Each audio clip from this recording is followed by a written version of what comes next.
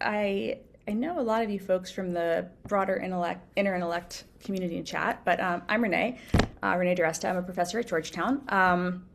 And we are here with Jimmy Wales, founder of Wikipedia and recent author of The Seven Rules of Trust. And when Anna offered me the chance to do this conversation, to interview Jimmy, I jumped at it because he's been thinking about really fascinating questions that I think are incredibly salient to the current moment in time. As the founder of Wikipedia, he created one of the few places on the internet that I think most people do still broadly trust. And his book distills the lessons that he's learned from how this very open and collaborative community has maintained what I would say is still very high integrity, high positivity place to produce very meaningful, useful contributions to knowledge.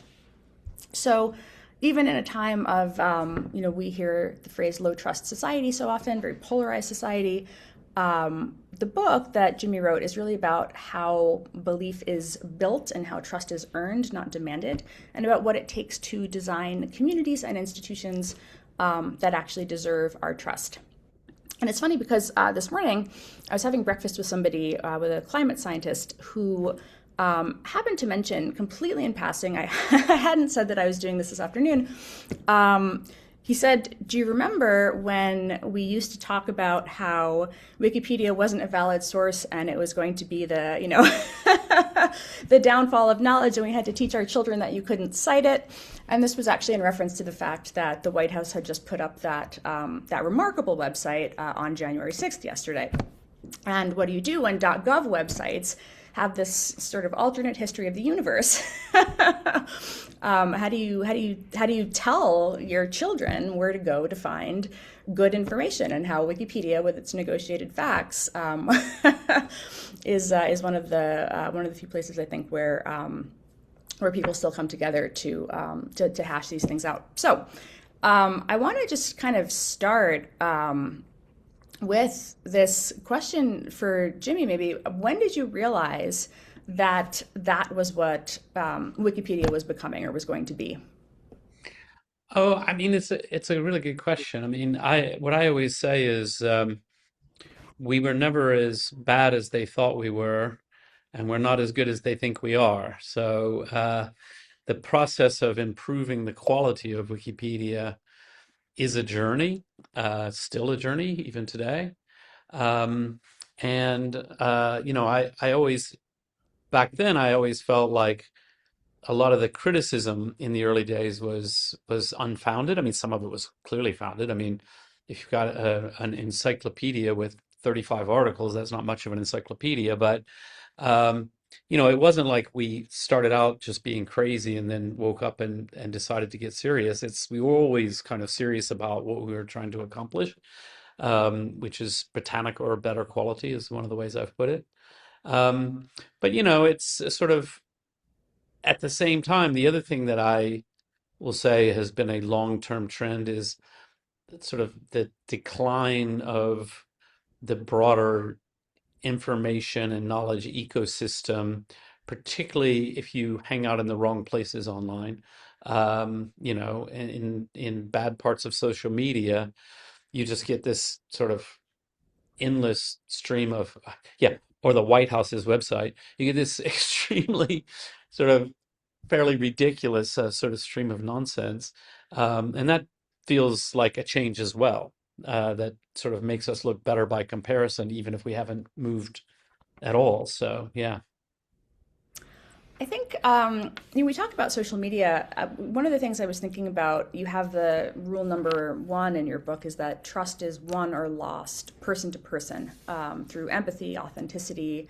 And that actually had me thinking about influencers, which I write about a lot, and the fact that empathy and authenticity are often conveyed much more through folks on social media, I would say, than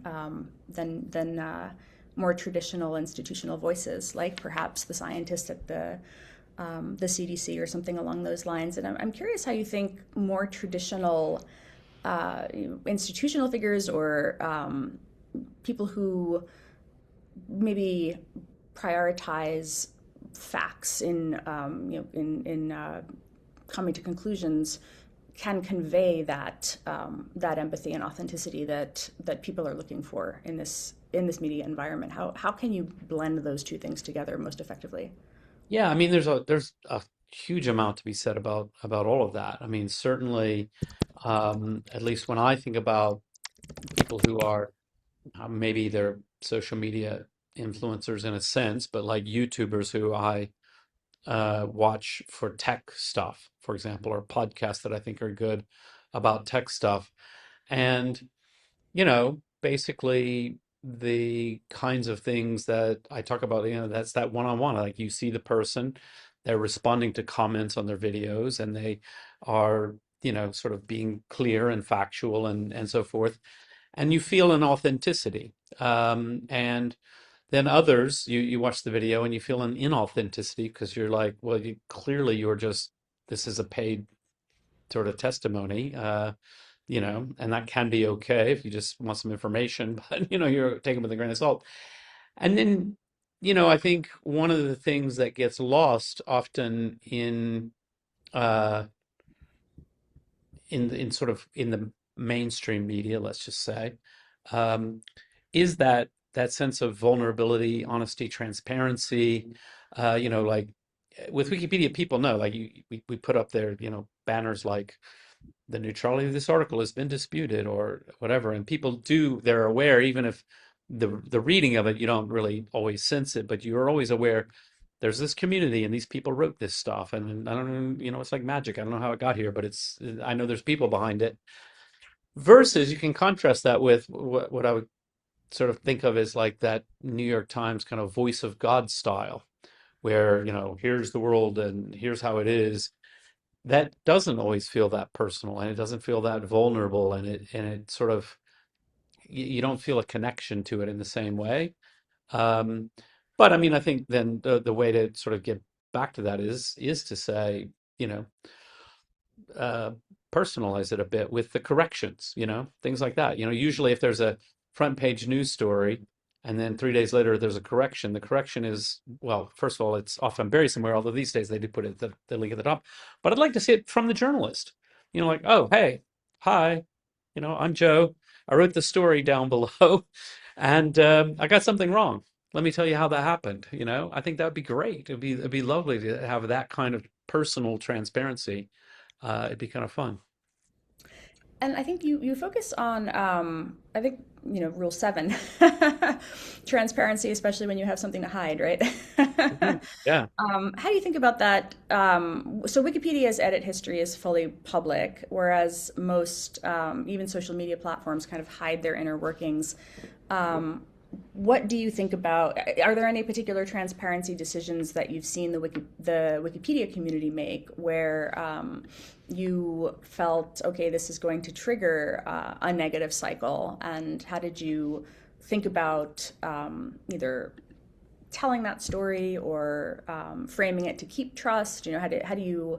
Um, how do you think about communicating in those moments? Yeah, I mean, I think for Wikipedia, like it's sort of transparent by default. And so in order to do something that is not transparent, it requires some kind of conscious effort, or actually it's actually very, very difficult to do at all. Um, and it's really, really rare. I mean, the kinds of things that can happen that are not transparent, that the community definitely does frown on, is sort of off-site, secretive collusion, right? That's, people think that's really not very nice, And so if there's a sort of a straw poll is put up and the same six people weigh in within 5 minutes of each other, and they're the same ones who always take that side. People are like, that doesn't feel like authentic. It feels like you're colluding and like trying to influence this discussion in a way that doesn't feel very wiki. Um, but stuff like that's pretty minimal. I mean, one interesting story about transparency that comes to mind that may shed a little light on how rare and how difficult it is. There was um, There was a case when a journalist, David Rhodes, was kidnapped by the Taliban and went missing. and it it had only appeared, like, basically it was the New York Times. The New York Times got advice. It hadn't been made public. The advice they got from, I think, like the FBI, or I don't know who, the people who advise on such things, said it's probably important to just keep it quiet, because if you make a big news story of it, they'll realize how important he is to you, and it becomes a bargaining chip, and they may kill him just to make a point. And so they wanted to keep it a little hush hush. And so they called around all the other major media saying, we're going to keep this going, because it had shown up in a very obscure blog. Somebody had blogged about it. And it was just some random blog had said, this journalist, and then, but it showed up in Wikipedia. So I got a call from the New York Times saying, by the way, here's the situation. We don't know what to tell you to do. We just want to let you know. And I was like, okay, hold on. I'll have to look into this. If it's public, and I can't help you. But I looked and I'm like, yeah, it is only in this one little blog, and it's not really a proper source, and it isn't appearing in any of the media. So I got somebody else, not me, because that would cause attention to it.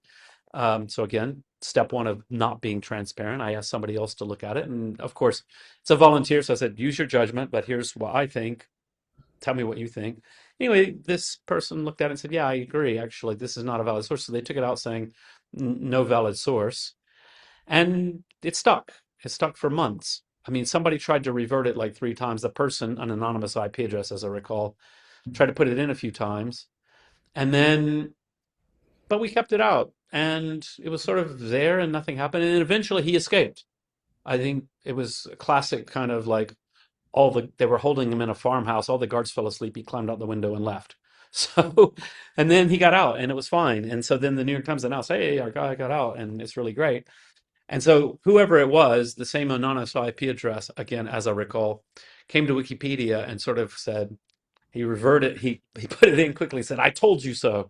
Uh, so that was a weird example of us sort of not being transparent. And I got a little bit of flack. People are like, oh, that violate the principles of Wikipedia? I'm like, well, there wasn't a real source, and we're not journalists, and we're not trying to do an original news reporting. And another element of things is we do care about, and it's sort of reflected in a lot of the policies around biographies, like the dignity of a human person. So we don't have biographies, like one of the rules we have is BLP1E. We love our acronyms.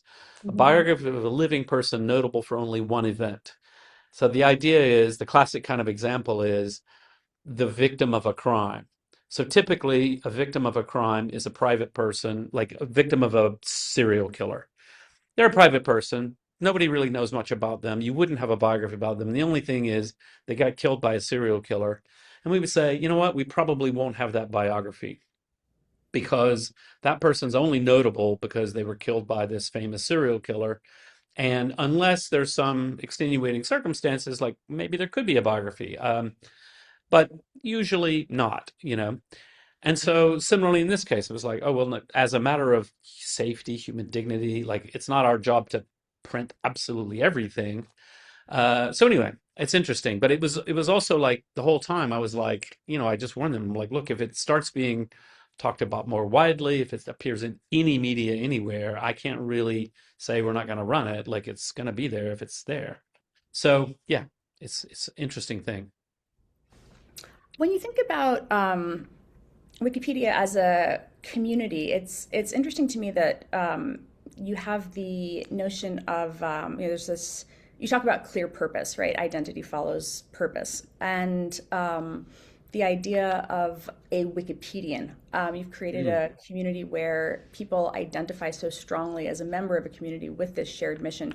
What decisions do you think you made, or Wikipedia made, or evolved into, that made Wikipedian an identity rather than just users who are editing an encyclopedia? And how do you think about how other communities might kind of copy that sense of mission and cohesion? Yeah, I mean, so a big part of it is it comes naturally in a way because of the way the wiki editing process works. You're working, collaborating with someone, you're editing what they wrote, and they respond, and so on. And people, if you stick around for any length of time, you sort of get to know people and so forth. And that naturally builds a kind of a community of trust as people say, you know what, oh, actually, particularly if you've had an interaction where you disagreed with someone and it works out in a positive way. It's like, oh, I disagreed with the way it was written. I challenged it. I worked with the person. We found a compromise that we both like. Actually, I feel good about that, right? So that's a big part of the process, and so that does help a lot. I think other elements, things like our rule of civility, no personal attacks, is really important. Which is to say that that doesn't mean you won't see any personal attacks ever in Wikipedia. We're human beings, and so we're sloppy and messy as humans are. But within our culture, there's this expectation, like, okay, if you are rude to someone, you should probably apologize. Like the sort of normal things that happen because we're humans and people get testy and then later they say, you know what, actually I was a little harsh on you in that case. That goes a long way towards building that sort of thing. And I think in a lot of platforms, a lot of places online, one of the issues is the atomistic nature of the interactions. So, if I go on Twitter and I post something and some rando yells at me, I'm probably never going to see them again. They're never going to see me again, right? And that's that kind of bad What is anonymity with no pseudonymity. I think pseudonymity is really important, meaning a stable identity over time. It doesn't have to be your real identity. And so that kind of thing means, this sort of sense that your history doesn't matter, you're not building a reputation, et cetera, et cetera. And there's a lot of places that are like that. I mean, newspaper comments, I think, is one of the examples. I think most newspapers don't really have a community around the commenting. It may be the same people over and over, but they don't necessarily get to know each other. They don't meet at the pub of like, oh yeah, you comment on the Guardian just like me. Let's have a meetup. There, sorry, I'll mute him. There we go. I want to maybe Trey asked a question that I think is kind of related, actually. Substack, I think, perhaps Mm. has some of that culture. Are you a consumer or reader of Substacks at all? Yeah, yeah. It's interesting. I'm a consumer reader of some Substacks, but I don't consider myself a reader of Substack, if that makes any sense. I think probably a lot of people are like that. There's particular people, it's sort of like particular blogs that I like and do read. Um, but yeah. It seems like it's a place where they are building that sense where both people are patrons of writers, which I think creates that almost bidirectional, kind of community of commenters. And there's also the notes component where you have a social network built around commenting on the post, and there is that uh, pseudonymity, or even people do use their real names actually often. But I Hmm. think this question of how do you create a community that values knowledge? And Trey asked in the chat here, how do you think about building a community of people who value facts, Yeah. particularly in things like the rise of this sort of knowledge culture, media transitioning to Substack, the sort of individualized, atomized media on Substack? Trey, feel free to chime in yourself if I am butchering your question here. Yeah, no, you got pretty close. It's specifically when the media, like an author or writer that may have decades of experience, but they've been at the New York Times and they've had a support staff that is like as good as it gets. So they then go to Substack and they're like one person. The staff is gone and not all, they're bogged down with technical issues where they're not good enough. And all of a sudden the fact checking that may go by the wayside. So that's kind of the concern I noticed with it. Hmm. And I was just wondering if you had any thoughts about that. Yeah, I mean, I do, and then also War Eagle, War Eagle but you don't have a Southern accent. But lived all over. So okay, well, I am an alum of Auburn University, so I was there for several years. But anyway, yeah, I mean, what's interesting is, I think I always think of these things as being kind of a spectrum. So I think um, a great many Substacks are more like op-ed columnists, so people who are, or analysts, and so it's that kind of analysis or commentary or so forth, which in order to be good at that, obviously you have to be fact-based, otherwise you're sort of talking a bunch of nonsense. But that's a little bit different from kind of straight hard news reporting, which by the way, there are of course Substacks that do that, particularly in crisis places. People who are like, oh, this thing is happening where I live, I'm going to tell you about it. Um, and there, as you say, the fact checking may go by the wayside, and that sort of thing. But I think that when we think about, oh, could Substack replace traditional news organizations? Not really, not in everything, even though it obviously has a role and a place. And I love that they broadly, I mean, maybe if I dug around on Substack, I'd find that I'm completely mistaken, but broadly, my impression is that Substack has cultivated a culture of quality. Like a lot of the people who are doing it are doing great work. Um, and, but I mean, I follow a couple of anti-crypto people who are also people I know, who are very, very good, but they're highly opinionated, right? The one I'm thinking of in particular is also a great Wikipedian, so I think she's pretty fact-based. But it's clearly it's not the same thing as, and it's okay for it to not be the same thing as, if it's a financial news journalist reporting on the latest developments, I kind of want a little less of the sort of humorous mocking attitude, but I love it, in an opinion column. So yeah, I think there's a lot of different things. And actually one of the things is like not everything has to be Wikipedia in order to be high quality.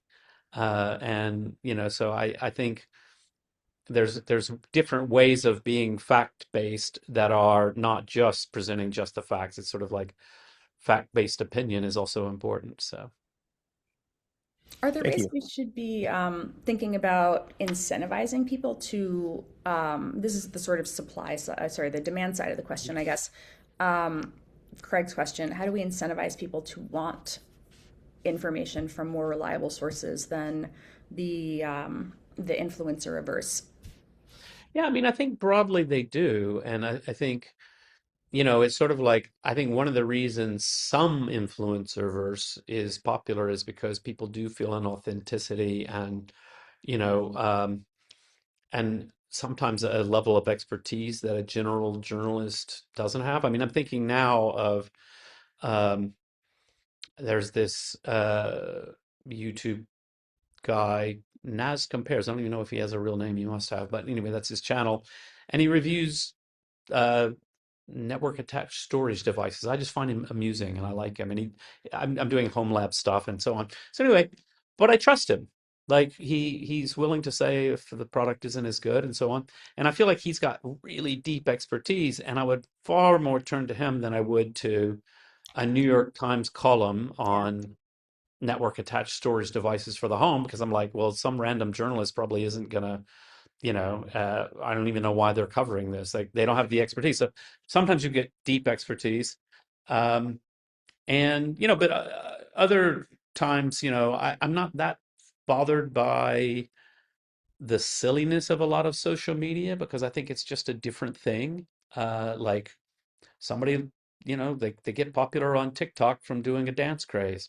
Okay, that's fine. Like I don't care. Like that's not the issue we're worried about. I'm more worried about, say, the Daily Mail sort of pursuing clickbaits and pushing a right-wing agenda. That sort of thing is a little bit more disturbing. So, Well, that's where I think influencer is a very expansive term, and as you note, I think yeah, there are yeah, a lot of them who are doing really really good stuff, or the ones who are sometimes you get the cultural influencers that will just periodically wade into a topic once or twice, just an opinion, versus the ones who make an effort to go deep on a topic, versus the ones who are kind of yeah. actively And malign, right? I So actually think, I mean, it's a I big spectrum. because we've been talking about Substack, like I do miss the era when like blogs seemed like the most important form of social media, because by comparison, bloggers, even bloggers I disagree with, they sort of the form itself kind of persuades you. You have to write paragraphs, and you have to convince people of something, which means you're putting forward an argument. And that's very different from, say, X, so Twitter, where the people who've gotten really, really big on there, like very well-known influencers, they're often just throwing out zingers, and they're not really engaging with ideas in any meaningful way at all. And they do get a huge following. And I'm like, yeah, I don't know what to do with that. Like, I think that sucks. And I don't think it's helping. When people talk about the purpose, so the purpose of Wikipedia has always been very important to building trust. What is the purpose of Twitter? Well, the only one I've ever really heard is it's supposed to be the town square. And I'm like, it's a really terrible town square. Like, it's not even fulfilling that purpose. It's just a place where people go and scream insults at each other. I don't see what the point is. And there are good people on there, and they sort of try to thread things and do whatever. But I just don't feel like that medium is ever going to be particularly intellectual. So that's why I'm Well, a I big think fan of Interintellect, actually, and people just chatting. I think it's great. it's like the gladiatorial arena at this point, not so much the square. But one of the things to connect it to your book, I think it's like the architecture of trust versus the architecture of virality, right? You talk a little bit about designing for deliberation, Mm, and I think a lot of social media platforms, the incentive structure is the opposite. It's not for deliberation. It's for how do you do something that makes something go. I was on X, I pop in periodically, and I was very amused because it pushed me a friend's post, and it was a very provocative post that he had written. It was intentionally a shit post, and it was designed to get attention. And it pushed it to me as a trend. It was on the trends page when I opened up the app, and it said, trending 36 posts. And I was like, okay, come on, it's not a trend. It's just feeding it to me as bait, because it knows right. that it will become a trend if enough people take the bait, right? That's what's Yeah. actually happening there. But I'm kind of curious if there was like one particular design choice that you would reverse from the social media era, where if you had like a time machine or like the thing from Men in Black, where you're just like, okay, we're just gonna like wipe that from the Yeah. from the design library. Like, what would you reverse to kind of make the web more trustworthy Well, I or mean, I more think, deliberation focused? Maybe is the way to say it. yeah, I think it's sort of broadly, I would say it's designing for short-term engagement. I think is leads to a lot of really bad toxic outcomes. And I think the platforms that have come to understand that, I think, are grappling with it in a better or worse way, different ones of them. I mean, I think YouTube does a decent job here of they understand that if they just let the algorithm keep people on the site for as long as possible, they may end up promoting content that is pretty bad and will make people hate the platform. And if you think about that as a business decision, it's a bad business decision to just keep doing that, even though it might help your numbers this week. Because if people come to think that you're destroying the planet or destroying civilization, that's not going to be good for your business in the long run. And so, a little more nuance because it's a hard problem simply because, there is a certain innocent way, which I'm sure is how they all got started down this path of saying, oh, well, we've got this website and we want people to enjoy it. We want people to like it. We want people to come back. We want people to stay on longer. That's all fine. Like that's, like if you are, when I was writing the book, one of the things you think about is like, is it interesting? Are people going to keep going? Like, does this chapter entice people to read the next chapter? There's nothing wrong with that inherently, but with an algorithm that's too short-termist about it, then you get pushed like a viral post because the algorithm's figured out it's probably going to get a rise out of you and get you to click and argue or whatever it might be. And that's a struggle, I think. If the business model drives you in that direction, you've got to really think hard about it. And so that simplistic design decision is one I would just say delete that. Like just say like from the beginning, like don't do that. It's going to end you up in a bad place.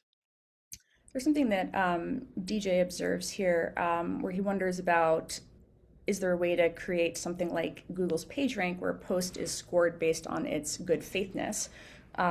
Is the poster known for being a good faith contributor? I think this speaks to that concept of pseudonymity. I actually think Reddit does this really well, though I'm not the one being interviewed here. But Yeah. I'm kind of curious if when you think about the Wikipedia contributor community, how you think about that in the that sort of persistent pseudonymity, good faith contributorness way that you Yeah. guys designed for that.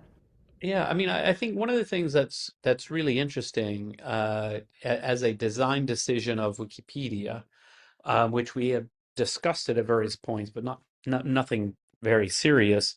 But I always was very skeptical when people started talking about gamification, and I was like, that sounds gross. Like I don't really like that idea. Um, and certainly in Wikipedia, different people have suggested over the time, like, oh, maybe you could get a score over time as people rate you, and you score higher or lower. And I was like, I don't know. It doesn't seem like it would help us with any actual problem we have. It's better if people just get to know each other. Partly because, I always say, like, imagine if you had to go to work wearing a badge with your likability score, your trustworthy score. Like, it sounds super toxic and horrible. At the same time, I'm working. I have a side project called Trust Cafe, which is about trying to think about, okay, what if we let users rank each other or rate each other for trust? Say, oh, I trust this person. And trust doesn't mean I agree with everything they say. It just means they're in good faith, like they post interesting things and so on. Um, and it's just a pilot project. Like we haven't even gotten to the part of figuring out, okay, well, what would an algorithm look like to help promote? I mean, the only thing we do is like mark things and you can see people's trust ratings and things like that. But, in terms of promoting content within the social platform based on signals. So if you think on a large platform, you've got lots and lots of signals of quality, whatever those signals might be. It could be maybe AI analysis could play one small part of it to say this looks like a thoughtful, well-reasoned comment, not judging if it's true or correct, but just saying, it's engaging in a proper way. Or this looks like clickbait, or and then user ratings of the same kind of thing, and you rate the users and as some like a page rank kind of thing to say, and kind of as much as possible take out of that whole algorithm any question about virality or engagement, to say, oh, we want to promote this because we find that people are 1% more likely to stay 1 minute longer than if we promote that, because we know where that leads. It leads to train wreck. It leads to, sort of ghastly behavior, and promoting the people who are pretty toxic in lots of ways and funny normally. Like, actually, I mean, I have to say what you will about Donald Trump's all caps tweets. He's got a certain talent for saying something sort of in the moment that riles people up. Like it's a talent. It's a very special skill. Um, I don't find it particularly useful and not what I want. But if you could sort of look at a lot of signals and say, like, this looks like quality, and and again, the hard part is you sort of have to at least have some thought about, is the site interesting? Sort of if it's grimly promoting only sort of 14-page long tedious posts by serious people and nobody really wants to read it, that's not going to work either, right? So you've got to find that balance of like, oh, it's interesting. People do stay on the site longer to read it because it's interesting stuff, but it's also we're promoting the quality stuff. I think there's room. I think there's definitely an opportunity here.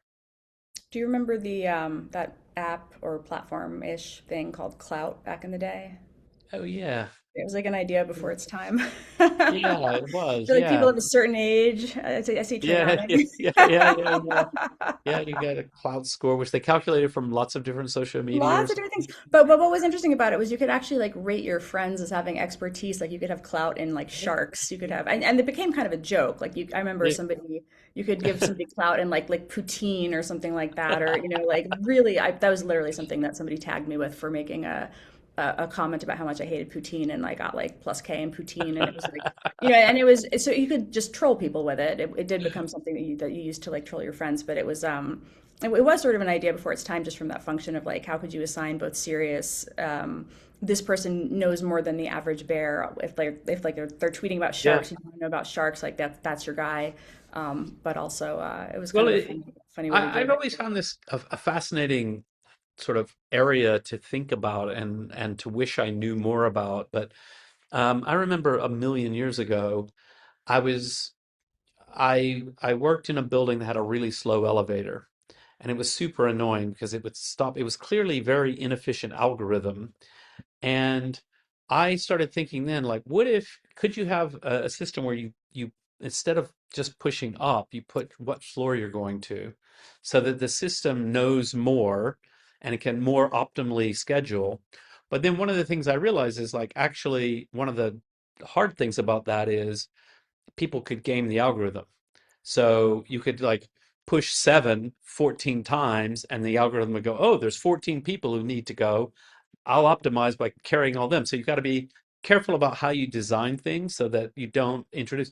And so for a lot of these algorithmic things, including PageRank, obviously Google spends a lot of time working on people gaming how it all works, and there's a whole industry devoted to figuring out how to get ranked higher in Google, which sometimes people think I'm an absolute genius at because Wikipedia has always been ranked very high. I'm like, actually, I have no idea. Just like put out some good web pages and Google will link to them. Like that's all I know, really. That's probably the best way to search engine optimize. But, I think for social media algorithms, right, I think there's just a rich vein of possibilities because we're not going to stop having algorithms and we're not going to stop having social media. And thinking about, okay, what could be done to improve it and make it healthier and make it much more useful to people in a long-term sort of a holistic sense rather than just what gets people to click on the most ads. I guess there's a that theme about assume good faith, right? You talk about this, I think, rule number 4, right? Assume good faith. How should people think about that at a time that feels particularly bad faith?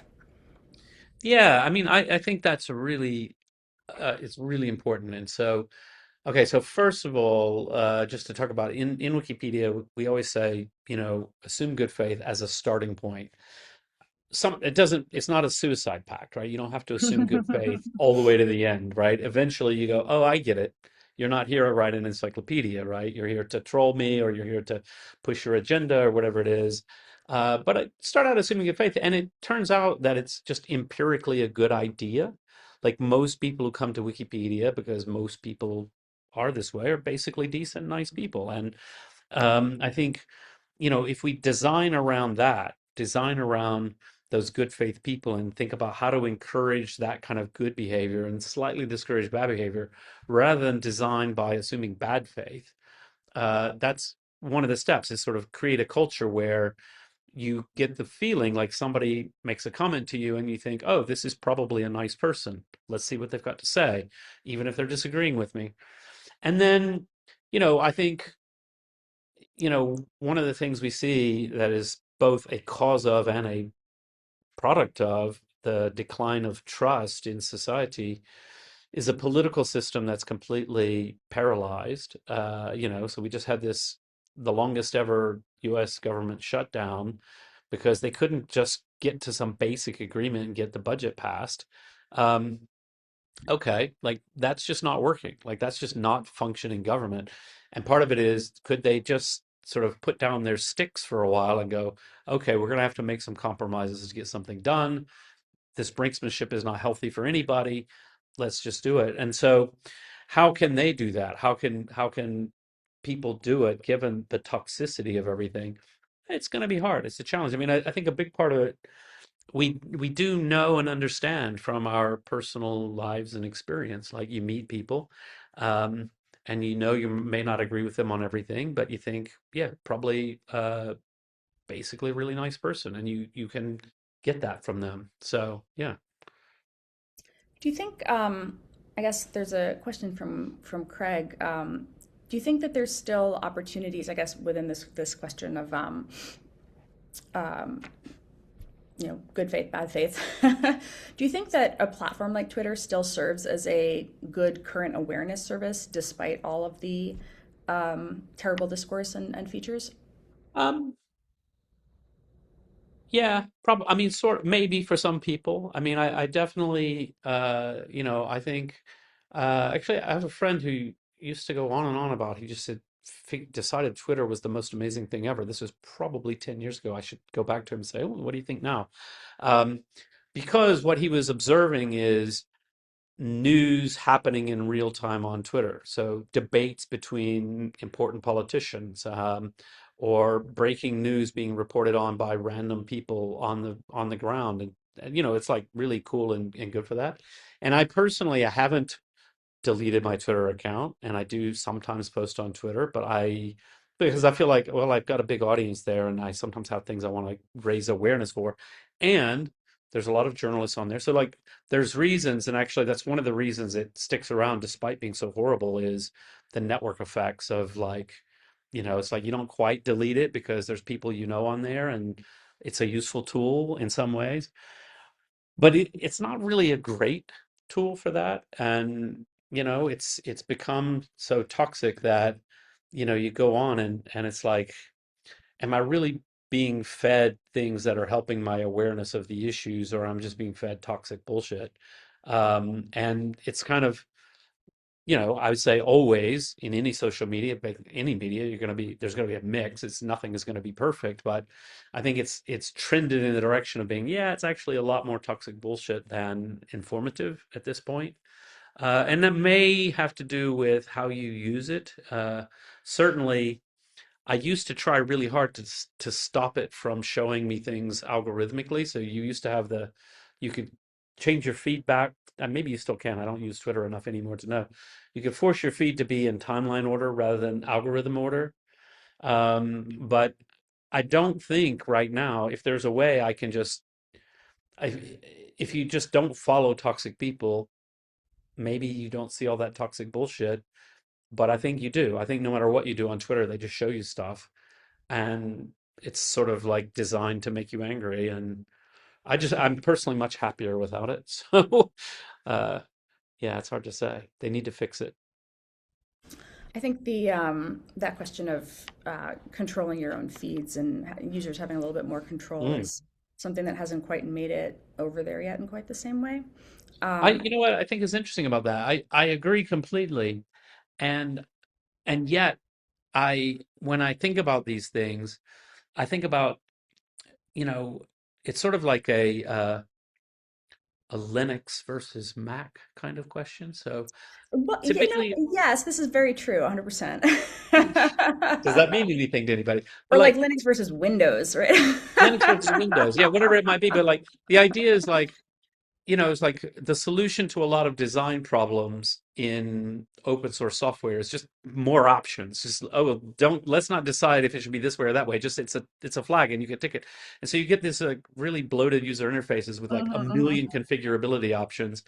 And at the end of the day, sometimes you don't want to do that. You just want to use it. And so, like, if I have to go on social media platform and tweak a bunch of parameters and do this and that and the other, I'm probably just not going to bother. Like, and so it's Yeah. hard. Like, it's really hard to, like, how do you give me control over the feed you're sending me?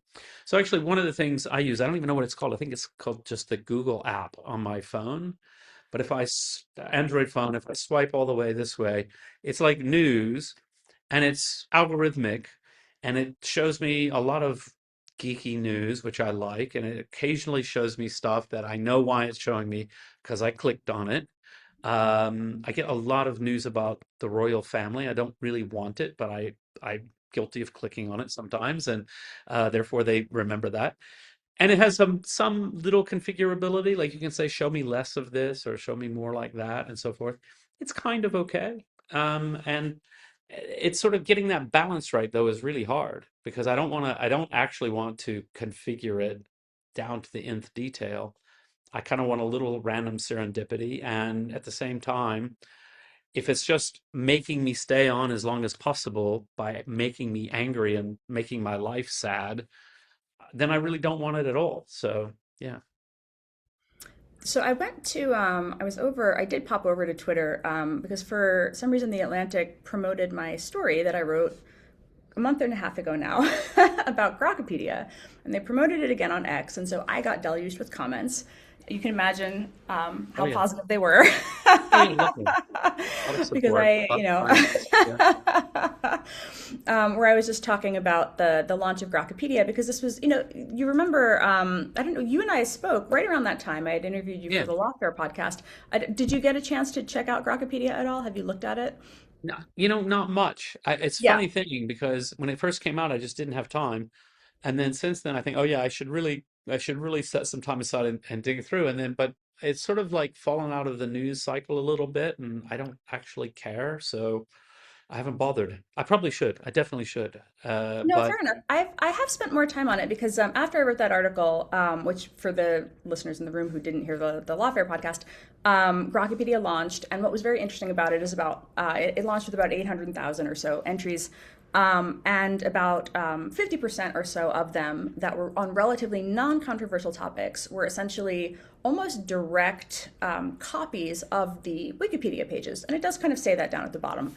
But then the controversial topics, like January 6th, for example, or vaccines, or, these other topics, conspiracy theories, things like that, have a collection of sources that are very, very different. And a couple of other data scientists have gone and compared the sort of source lists, and that's where you see what's different. And it's very interesting because all of the entries are generated entirely by AI.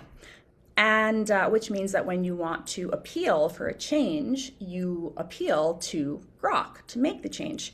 And that is mm, a very interesting process because I have had both success and failure at trying to convince Grok that something is an actual fact versus like a simulacra of a fact on some like weird ass blog that it has decided is a reliable source. uh, Um, yeah. but what's very interesting about it, and what I'm kind of curious about to kind of discuss here, is this question of the thing that I think it actually does well is it does find very, very niche, interesting things that are true by doing things like aggregating bits from podcast transcripts or pulling things that when you talk about the problem of like random topics that don't get a lot of attention, or random people who don't get a lot of attention, underserved communities, random women writers, things like this. Like you can actually see how something like that would be a very, very useful tool if you then layered on the sort of human in the loop component. And I'm kind of curious how you think about that phenomenon, particularly in an age when information is moving so quickly, it's hard to keep up. People do fight a lot about neutrality of language. There is now the launch of like NPOV media that basically exists to criticize Wikipedia editors, saying that they are not neutral on certain topics. How do you think about this incorporation of things like AI authorship and its potential both positives and negatives? Yeah. So there's a lot to be said about this. The So I actually do think AI could be a useful tool with lots of human oversight and so forth to help with the process of writing Wikipedia articles, but there's also so many bad ways it can be used. And so, um, when I think about well, like one of my classic tests for AI is I ask, who is Kate Garvey, my wife, because it's generally always wrong and always amusing and so forth. And so it's not good enough for that, but that doesn't mean it's completely useless. And I kind of like the idea of AI, you know, uh, fact checking, or at least trying to fact check, or giving us a heads up, a suggestion like, oh, I found this fact in this article, but it doesn't seem to be in the sources. All it has to do, it doesn't have to be perfect at that. It has to be good enough to not waste my time as a Wikipedian. So I think that's interesting. Even though we know like large language models aren't good enough yet. So yeah.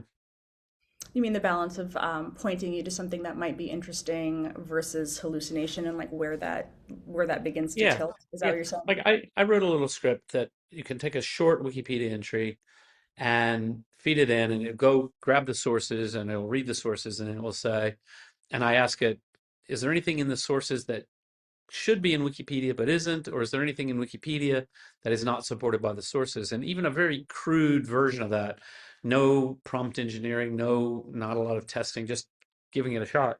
It was kind of okay. Like I found it interesting, and that's just me personally as a geek, just mucking around on my computer. But it sort of gives me some thought that, gee, actually, that might be something useful. And I actually don't think this is the interesting piece.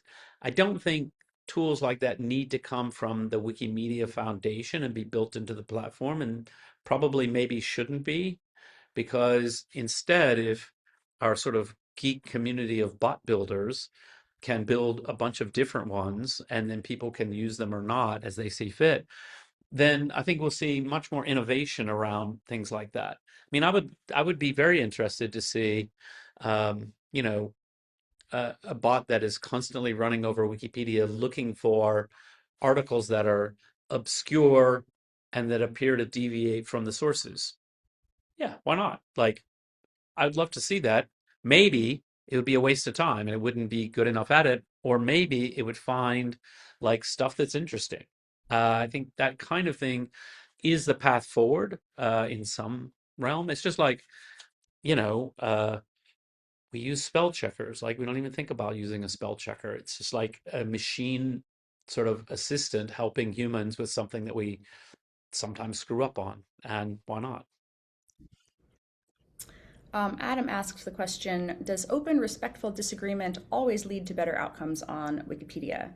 Clash of viewpoints and compromise can correct for individual editors' biases, but it can also lead to mediocre quality articles. He's genuinely curious about whether there are significant downsides to open disagreement on Wikipedia. Yeah, no, I mean, I think what you do end up with is definitely um, stylistically, there's a certain Wikipedia style, and it's very rare, other than being a good example of Wikipedia style, which isn't a terrible style, but it's very rare that you read an article and you think, wow, that this person's a great writer. Like this is like that turn of phrase is brilliant, which you can get from reading a book and you're just like, this person, in addition to covering the subject matter well, has written about it in a beautiful way. Like that's not that common at Wikipedia. Other things that can happen that aren't so much about that disagreement and sort of compromise and collaboration, but just it is a weird symptom of the system is like somebody might edit a fact into this section down here and somebody else might put that fact up here and they haven't both noticed it, and so then you're reading the whole article as someone new to it and you're like, yeah, I know, you just told me that 3 paragraphs ago, and why are you telling me again, right? And that's just because the way editing happens, we aren't always in the heat of the moment sort of reviewing the whole thing and thinking about the style of the whole thing, and so on and so forth. So um, but I mean, I think broadly it is good. I mean, I think it's for an encyclopedia. I think, we don't see very much collaborative fiction, for example, other than, sometimes you'll see two authors collaborate and write a book. That happens. It's not that common, but it can happen. I'm thinking fiction, but sort of, and I thought about this like in the early days, like what could you have, 100 people all pitch in together and write a novel? And the answer is probably not, because you do need that singularity of vision and purpose. And maybe the closest thing you can get to that would be fan fiction, just because like everybody here knows what a an episode of Star Trek looks like. And so we kind of have some conventions and we kind of know what the characters are going to be like and so on and so forth. Whereas if you just start in writing a brand new novel, you could go anywhere, and like, how do you collaborate on that? So, but for an encyclopedia article, I think it is generally like it's just a very good thing because that structure is known, you know what you're trying to get to, and it knocks off the rough edges and so on and so forth. And it doesn't produce, hopefully, polemics and so forth. How do you think about responding to or not responding to the neutral point of view battles that have been roiling these days? Um, you mean me personally? Or Or the just, foundation. More the there's the yeah, phenomenon of working the referees and there's a lot of that, right? There's the very influential yeah, voices in tech. There's the yeah. media I mean, voices, and then there's Congress, right? Members of Congress kind of coming for you guys also yeah. with letters Oh, and things sure. like that. Yeah, I mean, at least at the present time, like one of the great things about Wikipedia is we have a really, really strong degree of intellectual independence. So the worst thing Congress can do is make me come in and, sort of get grilled in front of, I mean, thank goodness Marjorie Taylor Greene is gone, but I couldn't be deferential and respectful and appropriate sort of I mean, she manner kind of to had an arc. Did you follow? Did that make the news in the anyway. UK? She Yeah, had an but interesting. but yeah, but I what I would say is, like because of the First Amendment, because the funding comes from small donors, like we're not funded by Elon Musk, we're not funded by a handful of billionaires. There aren't many things that powerful, influential people can do to bother Wikipedians. Like Wikipedians literally do not give a shit what Elon Musk thinks, and so like like who cares? Like whatever, he hates us. Okay, let's keep working. Like we don't care. Um, at the same time, sort of stepping back from that, I do think like whenever there is a concern about neutrality in Wikipedia, I think it is really important that we take it very seriously because we definitely aren't perfect. I've got my own criticisms, which I've made recently. I think some of our articles about Israel at the moment are not in a fit state for Wikipedia, and I think there's reasons that's happened. And I'm always more about the process, like how did we get here? Like when I see this article and it is clearly taking a side in a dispute, like that's not okay. Like how did we get here? What's gone wrong? And there's answers. Like I think I figured out like here's how it happened. Here's the things that have gone wrong and that what we need to fix to get back to where we want to be. Can you share Um, any of that here? yeah, I mean there's things like we had a troll, and this I've heard from sort of other Wikipedians. I can't vouch for it as being 100% true, but it sounds plausible. There was a really bad case of a sock puppet who was really just repetitive and had lots of accounts and so on and so forth. And basically, in order to get things under control, we had to block a lot of people, and we probably blocked some of the people whose only crime was agreeing with the sock puppet about something reasonable.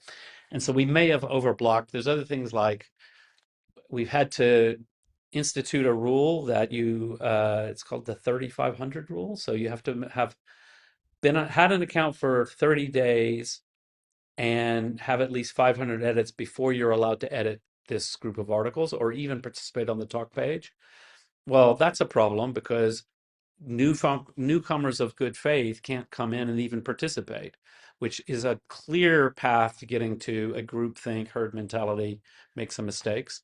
There's other details, like I'm still digging into it, I'm still working on it. But I think the moment we lose is, it's like it's great for me to go on interviews and like, oh, neutrality, we love it, and it's great, and Wikipedia is great, and all that. But the moment we lose the ability to sort of like, yeah, be transparent even when you have something to hide, right? If we lose the ability to go, yeah, you know what, it's not right, it's not perfect, like we do need to always like be self-critical and be like, how do we improve it? And if we feel like, okay, here's an area that's not good enough. So there's a lot of different ways we've done this over the years. I mean, currently it's this NPOV thing is in the news and like we're getting a lot of talk about it, but things, like traditionally, and this is actually something that has the right wound up a bit, because we talk a lot about diversity and equity and inclusion. Um, and for us, what that means is like the oldest kind of example, there was somebody did a study looking at authors who have won major literary prizes. And for the men, they had significantly longer articles than the women. And when you really dug into that, there were various reasons for it, but part of it is there is a gendered sort of readership to a lot of novels, a lot of authors, And there's a term, I don't like it, but I think it's a common term, chick lit. So it's like serious literature, but that is aimed at women. Uh, and guess what? The 20-year-old, 28-year-old male geek Wikipedians aren't reading that stuff, so they're not writing about it. Guess what? They are reading a lot of is really high quality, hard science fiction, right? And so those, like a lack of diversity in the community leads to problems in the content, even completely innocently. Like what I would tell people about that is, it's not like the Wikipedians looked at female authors and said, oh, book by a woman, that's obviously not important. That's not how it works. How it works is people are like, oh, wow, I've just gotten into this author. I'm really fascinated. I'm going to dig in and make sure the article about the book is good. I'm going to make sure the article about the author is good.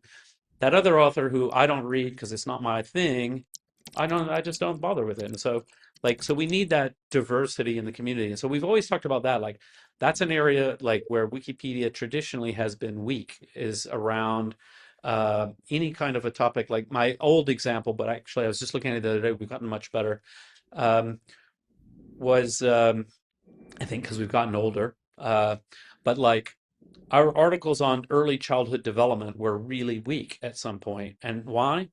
Because Wikipedians were largely in their 20s with no kids and largely male, many single geeks. They don't know about it. They don't care about it. Like it's not interesting, right? And so, like, how do we fix that? Well, we need people with kids, not because you have to have a kid in order to write about early childhood development, but it's more like, oh, you're at a different stage in life, you come from a different place, you're interested in other things. You may have more passion on this topic because it actually is something you've read about and it's influencing your life. And so we have to think about that, always. Like, what can we do to improve when we know something's not good enough in Wikipedia? Like, we have to really be upfront about it and go, yeah, actually, it should be better because otherwise, people won't trust us. And I sort of talk about this internally to people a lot. It's like, it's fine. We have to have a PR response to something, but let's be really careful to not be like just PR fluff, like a corporate PR response that just talks about our great new products and so on. It's like, no, actually, we can just go, yeah, actually, yeah, we need more help. We need Wikipedia to be better because that's why people trust us because we're not full of bullshit. So. Do you write oh sorry, my kid is texting me.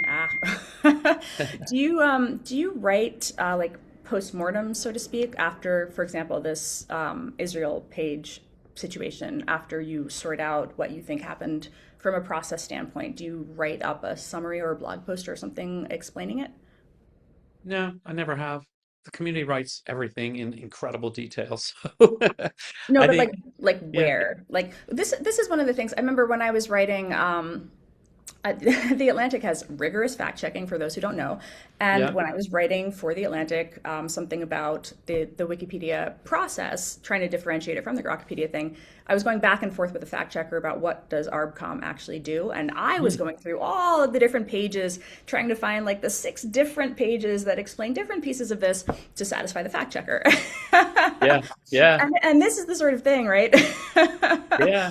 Where I was Well, like, how do I find an example of like just in yeah, one place, or well, even the sources pages are like divided into 3 different spots, right? Where it does become, just yeah. candidly like No, challenging I agree. to find the one spot to answer like this is what went Yeah, wrong and here's how we dealt with it.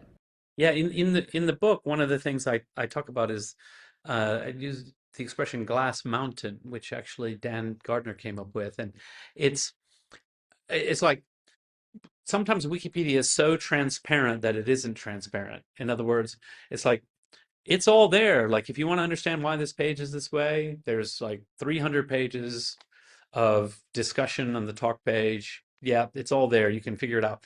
But you know what? Nobody's got the time, right? And so it's like, oh, you want to know sort of a canonical sort of 7 point say of what the ARBCom does. Well, it's all there, but it's not concise. And so one of the ideas is like maybe AI could help us with that. Maybe AI could read through the 300 pages of the talk history and summarize the discussion to date and see like, oh, like this is, here are the major players, here's the major arguments that have been forward, this was decided here and there, and da da da.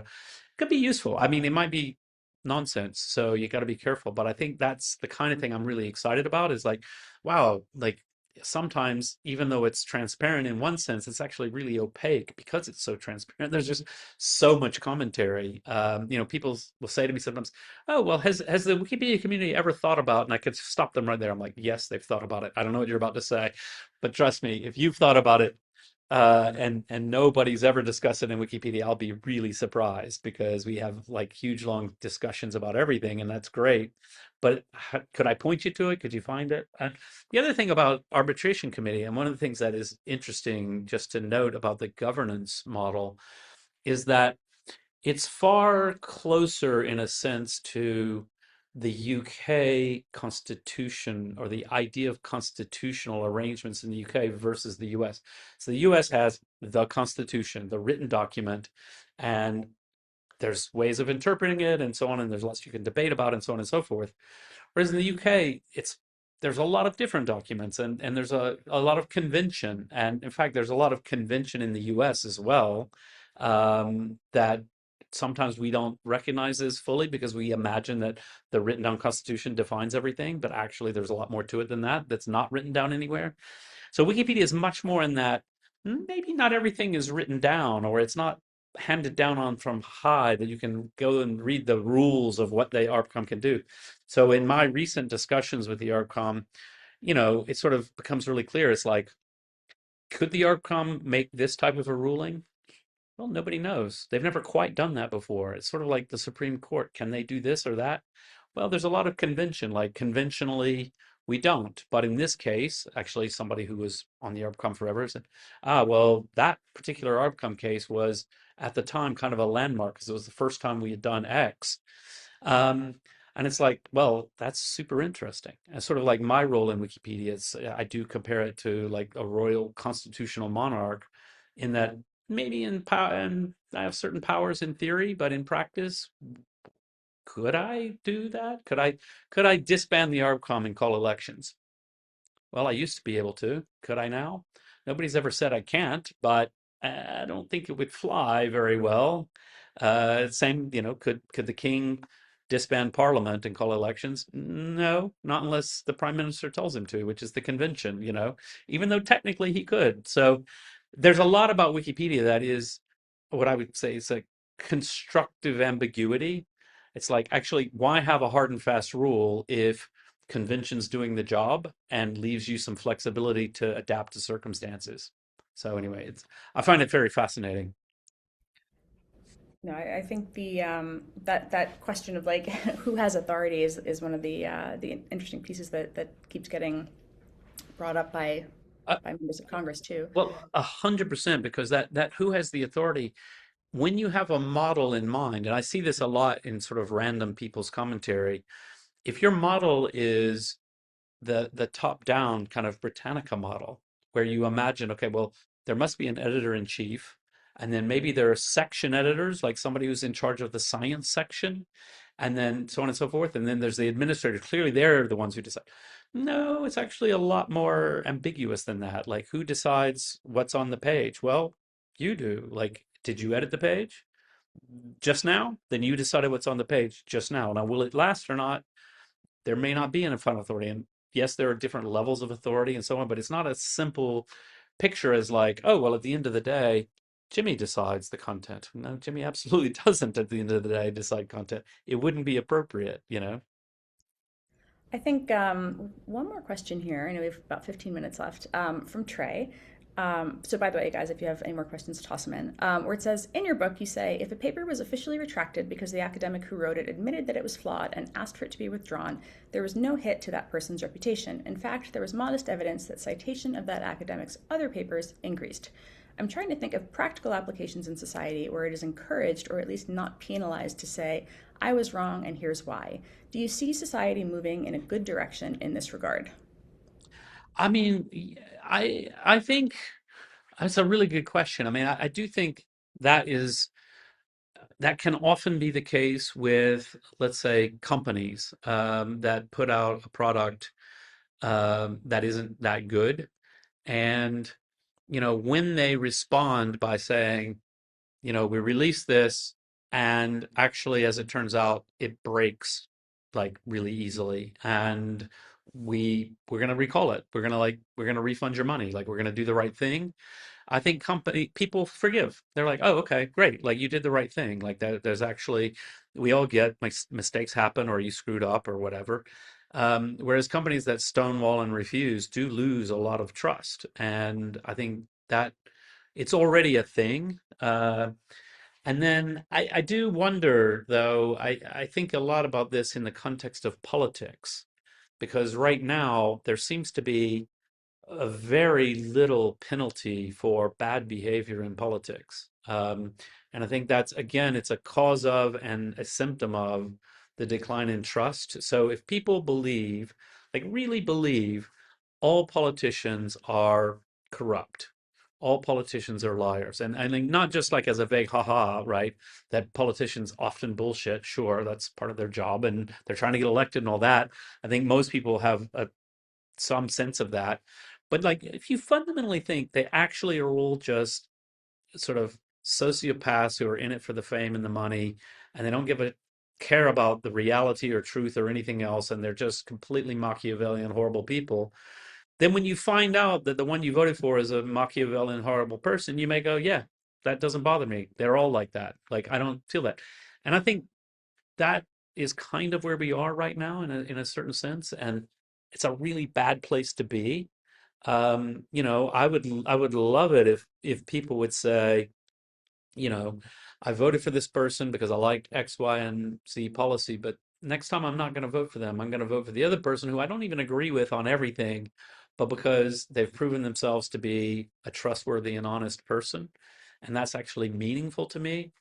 I would love that. And I don't know how we get back to that. I mean, just imagine the concept of, you know, a scandal that forces someone to resign. Like that. We don't have that. We only have that on one side now. Yeah. I mean, Well, because and like you have to have shame in order for the norm to be enforced. That's the piece where if you do that is a something big so piece of morally it. But egregious, like yeah, that's the missing piece. it is the great irony as well that um, when people talk about conservative values, right? And in a meaningful and thoughtful way. And I think about, sort of old-fashioned politicians, and it's like, oh, you've got to do the right thing and you need to be good to your family. And, it's like, I remember, so this is Donald Trump and grab him by the pussy. And people saying, oh, it's just locker room talk. It's just like that. And I'm like, you know what? That's just not true. Like, I think about my father of the same generation, and that kind of behavior was just disgusting. Like, that's just not okay. Even if no one would have ever accused my father of being a feminist or a woke leftist, right? He was old fashioned, still is, but he's got dementia, so he's not really this anymore. But in an old fashioned sort of conservative, believed in God and country and so on and so forth, but would have not found this sort of era of uh, just ridiculous behavior okay. And I find and in fact I called it wrong in the early days of Trump running and some of the scandals that were coming out. I'm like, well, there's no way the religious right is ever going to support him. Like, and you've got to build that coalition if you're on the right. You've got to get sort of the economic sort of chamber of commerce Republicans. You've got to get the centrists. You've got to get the religious right on board. And he's just a horrible person. So how could that happen? I was wrong. They sort of went for him anyway. I don't know why. Um, so, yeah, it's depressing. One of the things, sticking with this theme for our last couple of minutes, about is institutions, right? And how can institutions be, learn from the lessons of your book? This was something I was thinking about a lot, because trust in them has fallen for all kinds of reasons, including real mistakes, which gets at this question of academics Mm. who get cited more when they Yeah, yeah, acknowledge they got something wrong. But they operate under constraints that make it sort of hard to behave like either a freewheeling online community. I remember you must recall during COVID, even the conversation about masks. Do they work? And yeah. there was this like, the push to mask ironically came in part from people online saying everybody should be wearing masks. The CDC didn't issue guidance. Then they issued guidance saying you should mask. Then there was the backlash, right? And Yeah, they yeah, sort of yeah. always seemed to be leading from behind. And one of the reasons for that was that they didn't feel like they had their evidence locked down. They didn't feel like they knew how to communicate. And there was this constant feeling that they were kind of on the back foot, just sort of following what some loud people on the internet were saying, with the pendulum swinging in either direction. And actually wound up at the time I wrote an article talking about how maybe they should kind of borrow a page from Wikipedia saying make the process more visible. Can you have that debate in the open rather than issuing a policy statement? Can you say like this is what we know right now? Here's the change log. Here's Yeah, what we yeah, knew, here's what we know an yeah. hour later. Here's like the six scientists debating it in the comments, so to speak. But I think institutions aren't built for that kind of openness necessarily. They move slowly, they're risk averse, and they fear that they will lose authority if they do that. So, how do you think traditional institutions can, what should they be doing? Should they have institutional wikis on their websites? Should they be putting stuff out on, regular recurring commentary on Twitter? Like, how do they actually implement the lessons that you have written about? Yeah, I mean, how they communicated it, I think, is one piece of it, but it's also adopting it internally, like almost like in their hearts internally, to say like actually this sort of voice of God thing isn't working. Like that instead of by sounding authoritative and like this is the CDC guidance, that isn't convincing anybody at this time, and therefore we can drop that. And in fact, maybe a little more humility could build trust. A little more like, okay, actually, here's the evidence, right? And I mean, the way I always talk about this is and I don't know what at the time they wouldn't have said exactly this, but it's like the evidence for masks being effective when worn in hospital settings by trained professionals wearing proper N95 masks correctly, it's very good. It helps a lot. Masks being worn on the tube in London by people half-assed on, and maybe it's a cloth and maybe it's nonsense. I don't know. That's not necessarily going to help that much, but you know what? You might as well wear it because it might protect you. Um, like I would love advice like that. It's like, okay, right. Because otherwise you're sitting there going, they're making us wear masks, but like, look at these people in the tube who are just kind of like half-ass doing it. I'm not sure it's really working. Yeah, I'm not sure either. Like, let's just have that conversation up front, because that's more realistic and people aren't stupid. And so it's part of it is trust the public to not sort of be stupid. I mean, some of the earliest advice was don't go out and buy masks because they were afraid the public was going to panic and cause a mask shortage. And it's like, yeah, trust us a bit. In fact, you could have said masks are really effective in a hospital setting, but please be thoughtful. Don't buy too many. Like we got to worry about the healthcare workers. Yeah, of course, that's honest. Like that's great advice. But it's sort of that all or nothing voice of God. I just think that doesn't work, and that's just one example. Obviously there are many examples like this, um, where I'd say a bit a little. I just heard this expression, which I think Cory Doctorow said it, and he was saying it as part of praise of Wikipedia, or possibly even me. I haven't actually seen the clip, but somebody told me about it. But he said epistemic humility, which I thought was a really great expression, which is to say, like, it's not epistemic, it's not skepticism. This is my interpretation, not what he said. It's not like, I don't believe anything, I don't know anything, nobody knows anything. No, it's not that. But it's saying, like, oh, yeah, actually, I'm grappling with knowledge. I'm going to get a few things wrong. Um, I'm always going to be ready to revise. Like, I'm humble about it. Like, I'm serious and I'm thoughtful and I do know some things, but I'm not going to be arrogant. I think that is such great life sort of skill to be that. In fact, it's one of the interesting things about, in the early days, this is a slight change of subject, but it is relevant here. People, there was the question about, well, gee, but the Wikipedia articles aren't written by academic experts, so how can that be? And I'm like, you know what? Actually, what sometimes happens is an academic expert comes in and feels like they don't even have to explain themselves.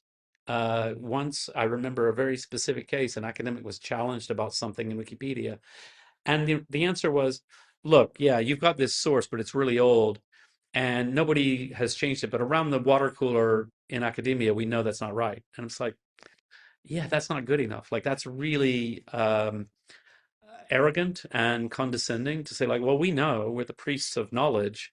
How can you, sort of ordinary computer user online, challenge us? Like, it's just not helpful.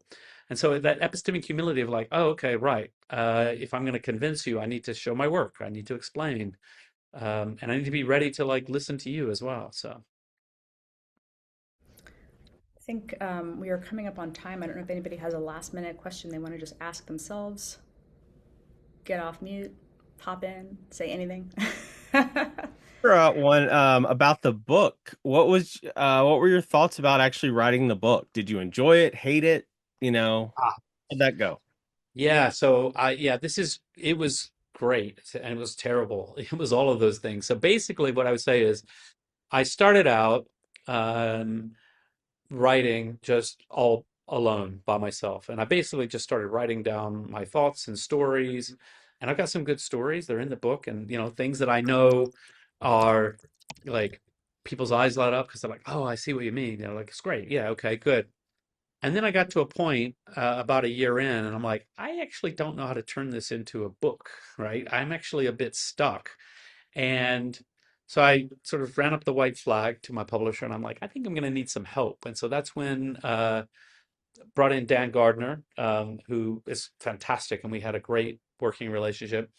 And he joined me and like basically was like began to restructure things and so on and so forth. And sort of really, I have a great respect for that skill of like structuring a book to be, because it's not an academic treatise and it's not meant to be just a series of essays and so on.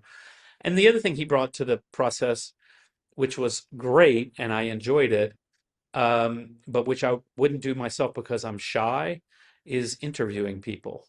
And so I didn't have any interviews, even though from the beginning my publisher said, you need to tell more than just the Wikipedia story. You need to talk about other stories and bring in examples. I'm like, yeah, I'll read, and I wrote some things. And but because I'm shy, I wouldn't do it. And Dan was like, Jimmy, you know all these people. Why don't you talk to them for the book? And I'm like, okay. So very nervously, I email, Christiane Amanpour. She's my neighbor, like I know her personally and so on. I'm like, could I interview you for the book? And she's like, yeah, sure. Yeah. Yeah, great. And then the interview process was like really good and really enlightening and so forth. So then it became fun again. And then it was fun from there on. You know, so I think I would love to, if I write another book, I probably will do exactly the same thing again. I'll probably just do the fun part and write down what I think. And it'll be like a very long blog post, and I'll be like, actually, this isn't a book yet. I need some help. So I don't know. Very cool. I must say I really enjoyed reading it. So Yeah, I did yeah, too. it's great. I did too. I think there are a lot of really valuable lessons in there for folks, both individuals and also I hope that people who are operating in institutions where they have some sway over how people communicate can, you know, Yeah, work that yeah, in from that great. attitudinal standpoint you're talking about. So Cool. awesome. Well, then, Great. thank you so much Thank for you. joining us today.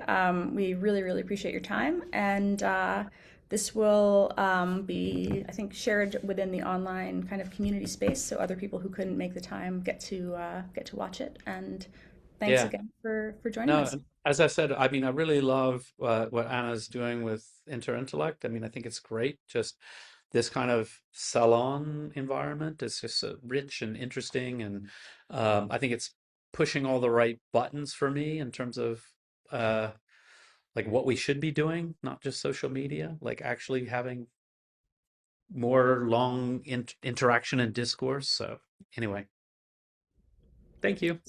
Thank you. Have a great rest of the day, guys. Yeah.